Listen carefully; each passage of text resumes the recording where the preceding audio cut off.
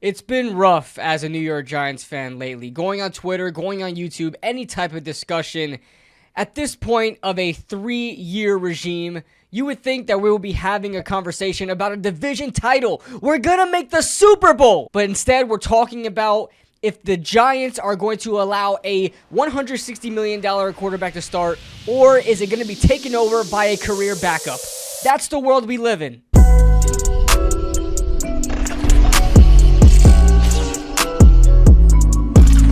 The Giants just concluded their draft. I covered every single pick that they made in my last video. I'll leave the card up above right now, and the link may be in the description, but I'll probably leave the card up. And the damn SEC demonetized my video. I worked hard on that video. You guys go ahead and check it out. I had a lot of fun making the video, but I worked really hard on it, and it sucks. I'm not going to see anything out of it. However, like I said, the Giants concluded their draft, and it resulted in them not addressing the quarterback in the first couple of rounds like a lot of people expected, including myself. However, that's not how the chips fell. Instead, Malik Nabers was a selection, and that was definitely my number one option if it wasn't going to be a Drake May. The Giants fan base is yet again divided on the decision. They're always cut in the middle on a particular decision that the Giants make, and there's never going to be a decision where everybody's going to be happy unless we win the Super Bowl. And even so, if we do win the Super Bowl, there'll be questions on how they did it.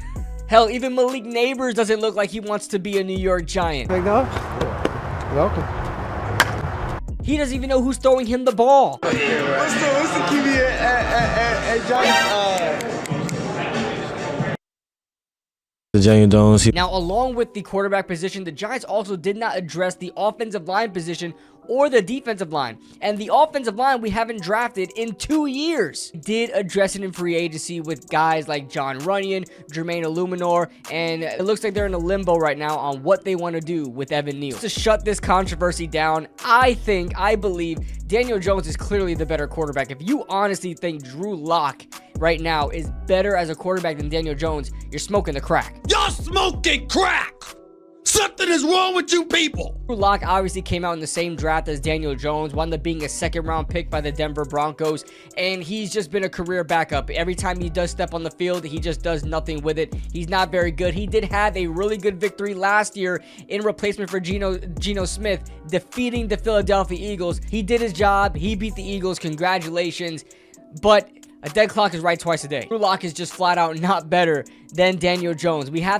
I know we have the, Daniel Jones derangement syndrome going around the Giants fan base right now, where apparently he's like the worst starting quarterback in the NFL and probably the worst starting quarterback ever to exist on the entire planet, as a lot of Giants fans make it out to seem. But I think the problem is completely opposite. I think Daniel Jones is so mediocre that the Giants don't know what to do with him. That's why the fan base is so split. We got fans that really want to see what his potential could be, and then you have fans that really don't think he has any potential anymore. I think he is just so mid.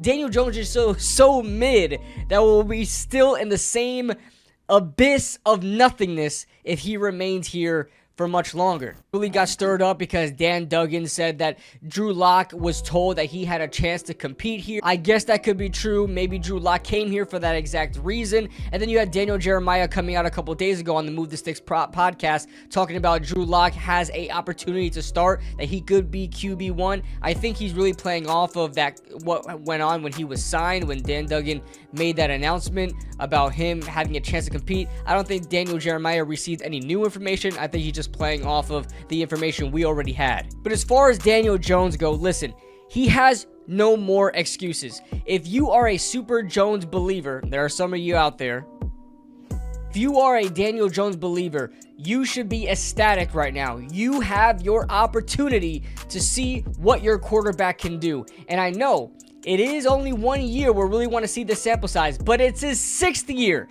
And I get it. Listen, there are legitimate reasons why you may want to see this new wide receiver show up here in Malik Nabers and getting some new weapons in here. I get it. Daniel Jones never had a real number one receiver probably since like Golden Tate. And the offensive line is kind of getting revamped as they're signing more players, trying to help out that offensive line. And right now, I don't hear anything from that side of the fence talking about, well, Daniel Jones still needs this and Daniel Jones still needs that. So if you're not complaining about it now, Don't complain about it then. And I'm not super anti-Daniel Jones either. I want to see this all work out for the better. I have no choice but to sit there and say, Daniel Jones, go play your heart out, bro. Take us to the chip. I don't care who's playing quarterback. I just want to win Super Bowls. Jones now has a decent offense around him. I don't see how you can really ask for anything better than this. Is it the best? Absolutely not. But there are pieces in place to help him be successful. Now you have a true number 1 wide receiver in Malik Nabers, who probably is going to end up being a top 10, top 15 wide receiver by the end of his rookie year, okay? That's how much I believe in Malik Nabers. He may be even better, who knows, but there's a lot of talented receivers out there,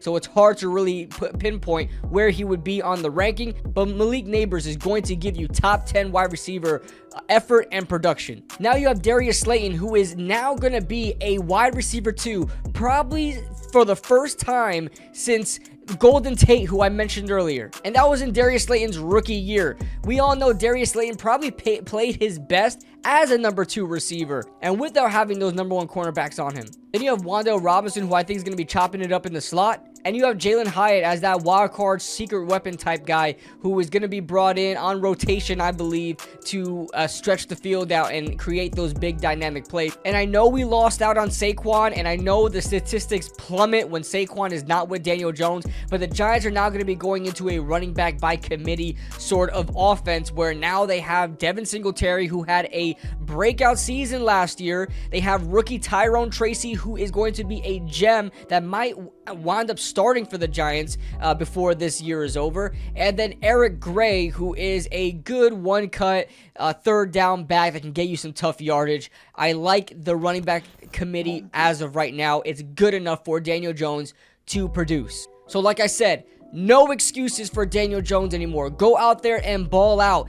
If he does not succeed this year, let's hope that he is healthy. There is going to be injuries this season. Andrew Thomas might get hurt again. We may see an injury from Darius Slayton, who has nagging injuries every once in a while. Wan'Dale Robinson has been known to have some injuries in his short career. There's going to be things that go wrong. Daniel Jones needs to be the guy that brings everyone together despite that. I don't want to hear that one offensive player is not playing and all of a sudden everything is null and void because Andrew Thomas is not playing.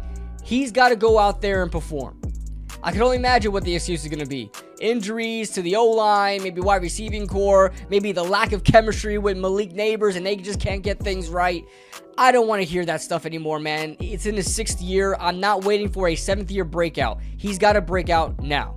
So that being said, guys, that is the video. I'm going to be making my undrafted free agent video soon. I know I'm kind of late with it. I know a lot of people came out with their own videos on it, but it's just hard to find film on it and hard to really gauge where I feel about a player. I might just create a video and just tell you the guys that I like. Maybe you guys will enjoy that and not have to bore you with a bunch of free agents that quite frankly, I don't really care about because a lot of them are invites. A lot of them aren't going to see, we're not going to see in a Giants uniform besides in like clips here and there. They're probably not going to be in the preseason. I don't know. Keep on a lookout for that. Also, I'm going to be on Roundtable Sports tomorrow at 6:15 Eastern Standard Time on the Roundtable Sports NFC East channel. So I'll link that in the description. You guys can check us out. I'll also remind you guys on Twitter and on YouTube community notes. That being said, I'm Kid Blue, and I'll see you guys in the next video.